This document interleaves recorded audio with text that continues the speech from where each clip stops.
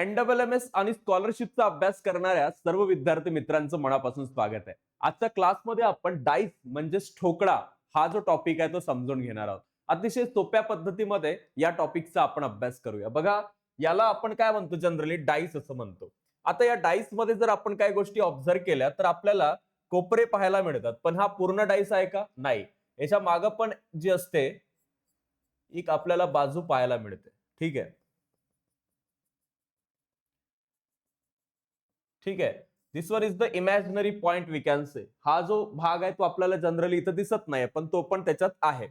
बघा, याच्यात आपल्याला जर कोपरे विचारले, कोपरे म्हणजे इंग्रजीमध्ये कॉर्नर्स. ओके, या ठोकळ्याला किती कॉर्नर्स आहेत?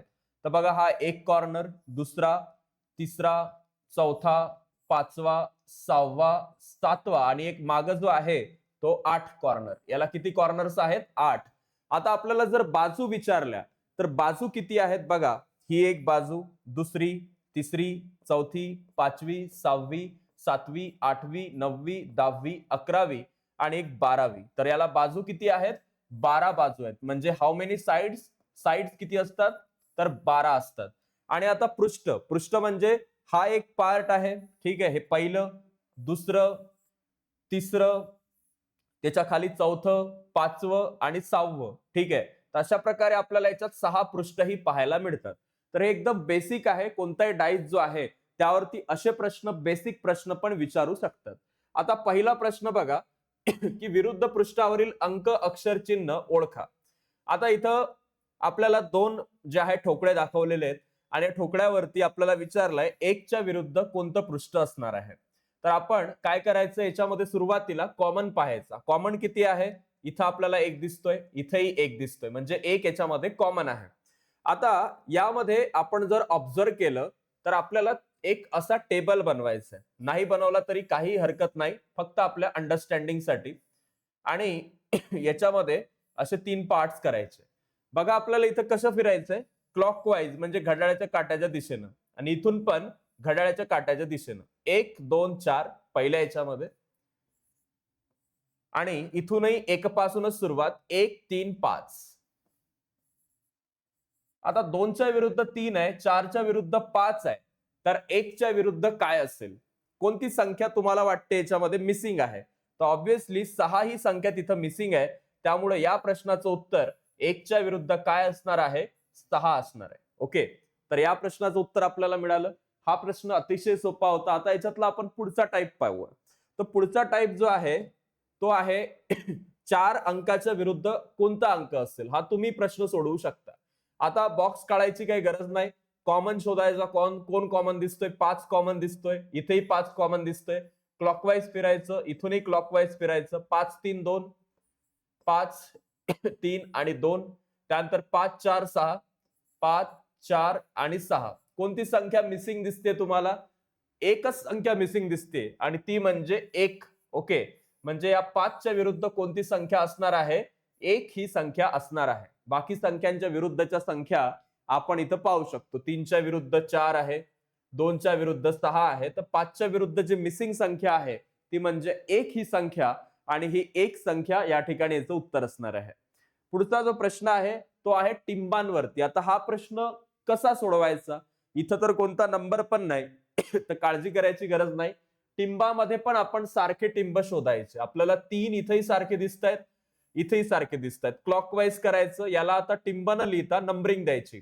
म्हणजे या ठिकाणी हे 3 आहेत, हे 1 आहे आणि हे 5 आहे. इथं 3 आहे, 4 आहे आणि 2 आहे. 3 1 5 पहिल्यांदा लिहिलं, आणि 3 4 2 दुसऱ्यांदा लिहिलं. एक गोष्ट मिसिंग आहे याच्यामध्ये, 3च्या विरुद्ध. ती म्हणजे याच्यातली कोणती गोष्ट असणार आहे? 1च्या विरुद्ध 4 आहे, 5च्या विरुद्ध 2 आहे, तर 3च्या विरुद्ध असणार आहे 6. ठीक आहे. 3च्या विरुद्ध जी संख्या या ठिकाणी असेल ती असेल 6 ही संख्या, आणि हेच आपलं उत्तर आहे. ठीक आहे. त्यानंतरचा प्रश्न बघा, डाईस वरचा पुढील प्रश्न या ठिकाणी आपण बघू शकतो. अशाही प्रकारचा प्रश्न तुम्हाला विचारला जाऊ शकतो, ज्यामध्ये तुम्हाला कोणत्या ना कोणत्या आकृत्या त्याच्यावरती दिसतील किंवा कोणते ना कोणते सायन्स दिसतील. आता 3 प्रकारचे डाईस आहेत. 3 याच्यात कसं काढायचं? आपण तर 2 याचेच पाहिले होते. आता याच्यामध्ये 2 याच्यामध्ये एकच सारखी गोष्ट कोणती आहे? बघा, याच्यामध्ये आपल्याला मायनस मायनस इथं सारखं दिसतंय आणि इकडे जर आलो तर इथं आपल्याला हा स्टार आणि हा स्टार सारखा दिसतोय. तर तुम्ही कोणतीही गोष्ट घेऊ शकता यामधली, कारण आपल्याला ज्यामध्ये हा विषय आहे तो घ्यायचा आहे. कारण आपल्याला विचारलं काय की या ओमच्या विरुद्ध पृष्ठावर काय येणार आहे, ओमच्या विरुद्ध. आता एक गोष्ट करायची, स्टार त्यानंतर हा जो भागाकाराचं चिन्ह आहे, स्टार भागाकाराचं चिन्ह आणि त्यानंतर मायनसचं चिन्ह, हे आपण इथं लिहिलं. स्टार भागाकार आणि मायनस. त्यानंतर इथून पण स्टार गुणाकार, स्टार त्यानंतर गुणाकार आणि गुणाकारानंतर ओम. मिळालं उत्तर. आपल्याला हेच विचारलं होतं की ओमच्या विरुद्ध काय आहे, तर आपल्याला उत्तर मिळालं ओमच्या विरुद्ध मायनस हे चिन्ह आहे. ठीक आहे. तर अशा पद्धतीनं हाही प्रश्न तुम्ही पेपरमध्ये निश्चितपणे सोडवू शकता आणि तुमचे पूर्ण मार्क घेऊ शकता. आता पुढचा जो प्रश्न आहे तो आहे पीच्या विरुद्ध पृष्ठावर कोणतं पृष्ठ असेल.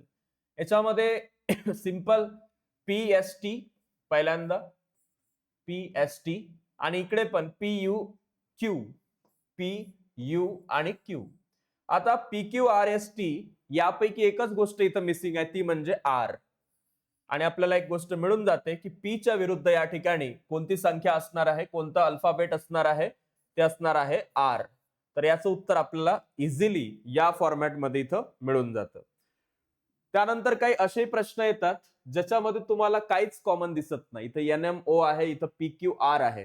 तर इथे विचारलं एमच्या विरुद्ध पृष्ठावर काय असेल, काय सांगणार, एमच्या विरुद्ध क्यू आहे असं सांगूच शकत नाही आपण. त्यामुळे या प्रश्नांची उत्तरं जनरली निश्चित सांगता येत नाही, अशी करून पुढे जायचं. कारण ज्या ठिकाणी काही सारखं दिलेलंच नाहीये तिथं उत्तर येण्याचा प्रश्नच येत नाही. त्यानंतर हाही एक प्रश्न आहे की ज्यामध्ये आपल्याला भागाकाराच्या चिन्हाच्या विरुद्ध विचारलेला आहे. इकडे दिसतंय का भागाकाराचं चिन्ह? नाही दिसत. म्हणून याचं उत्तर काय असणार आहे, निश्चित सांगता येत नाही. तर अशा प्रकारचे जे प्रश्न जर तुम्हाला पेपरमध्ये आले तुम्हाला ठोकळ्यावर, तर तुम्ही आता सॉल्व्ह करू शकता. ठोकड्याचा हा भाग 1 आहे.